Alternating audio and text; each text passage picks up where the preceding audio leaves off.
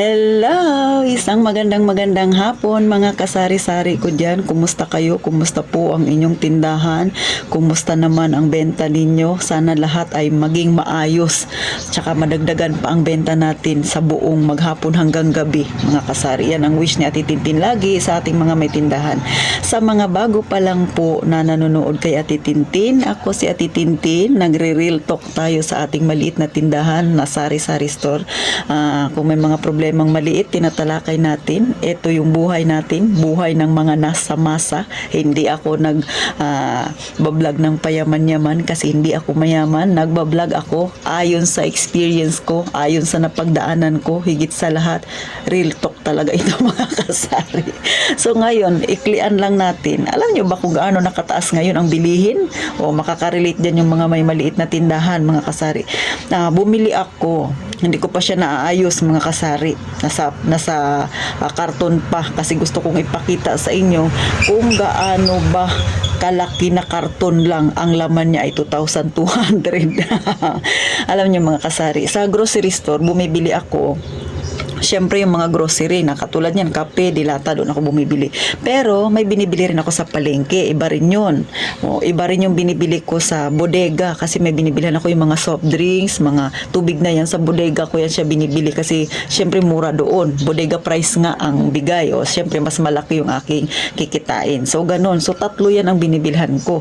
Maliban pa dyan, sa tatlo na yan, meron pa yan yung mga dumadaan dito, mga kasari. Sila rin yung mga nagdi-deliver sa malalaking grocery store dito sa amin.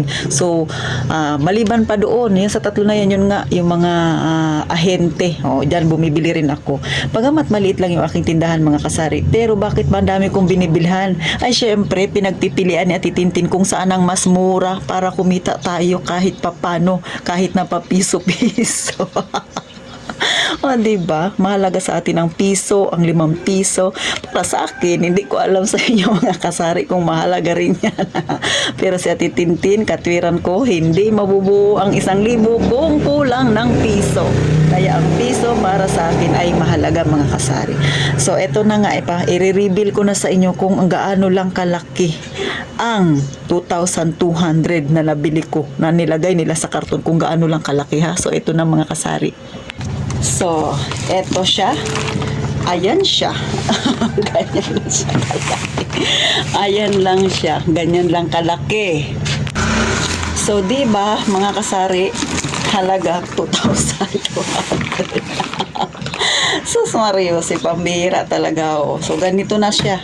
Ito lang yan, 2,200 mga kasari-sari. Kaya, kung ikaw, nanonood ka kay Ate Tintin ngayon, nagbabalak kang magtindahan, tapos ang pera mo ay sapat-sapat lang. So, malamang naisip mo mag-atras na lang ako, Ate Tintin. Alam nyo mga kasari lalo na sa mga gustong-gustong magkatindahan, pero ngayon mag-real talk tayo. So nakita nyo ganyan lang siya ka liit na karton, 2,200 na siya mga kasari.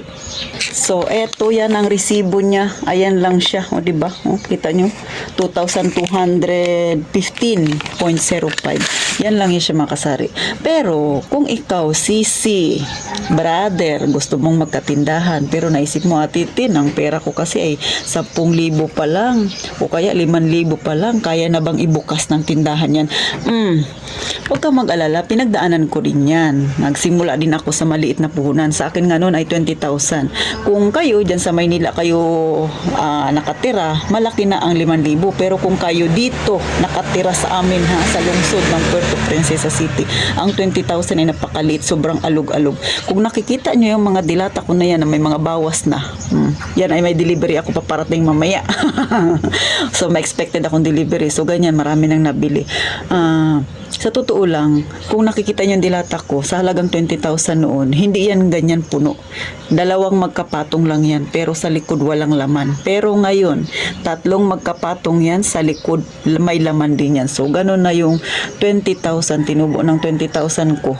Siguro mag 4 years na, 3 months na lang, 4 years na ako nagtitinda. napalago ko siya mga kasari. Gaya nga ng sabi ko nung nakaraan sa vlog ko, 20,000 nadagdagan ng sunod na buwan, nadagdagan ng 15,000, so naging 35,000. Paunti-unti lang ako nagdagdag. Tapos bili lang ng bili, mga kasari. Yun lang yung ginawa ni Ate Tintin, bili lang ng bili, hindi ko muna binawasan.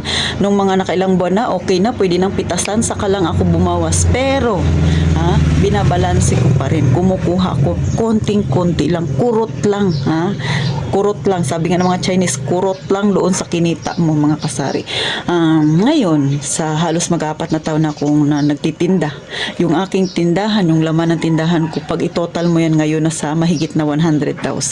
Siyempre, hindi pa kasali yung mga naipon ko na pakunti-kunti noon, na ilabas kong pera. Siguro kung susumahin na sa 200,000 na siya mga kasari, sa loob lang ng halos 4 na taon. Kaya ikaw na nangangarap magkatindahan, pero ang problema mo, kunti pa lang yung pera mo, i-go mo na yan kung desidido ka. Kasi habang konti ang pera mo, natututo ka pa rin sa kung ano ba yung dapat mong gawin sa tindahan.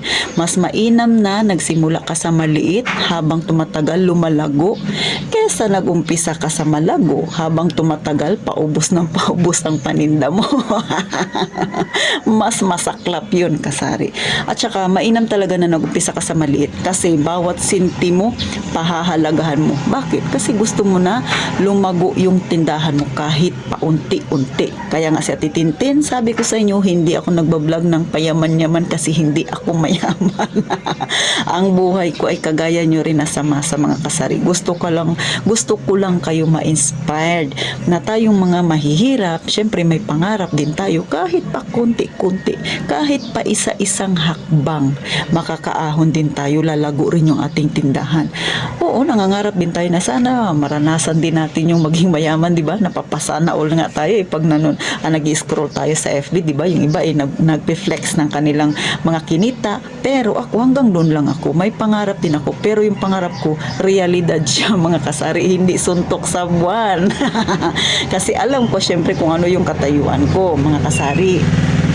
Kaya ikaw na may maliit na pera, kaunting pera na talagang gustong-gusto ng magkatindahan, go lang. Mas mainam kahit konti yung pera mo, at least tumutubo na, kumikita na. Kaysa yung pera mo, ay antayin mo pa kung kailan madagdagan, nakastock lang sa'yo, hindi naman yan kumikita, nandyan lang, hindi tumutubo, o diba? Ang masaklap pa, paano kung nagkaroon ka ng emergency, mahuhugot mo yan. Hindi katulad kung ngayon mo na simulan, dahil talaga namang ang iyong puso ay gustong nang magkaroon na ng tindahan, ng negosyo, talaga namang nagiinit, nag-aalab ng yung puso na magkanegosyo ka. Go ka na mga kasari, ha? Yan ang payo ko sa mga gustong magkaroon ng tindahan na.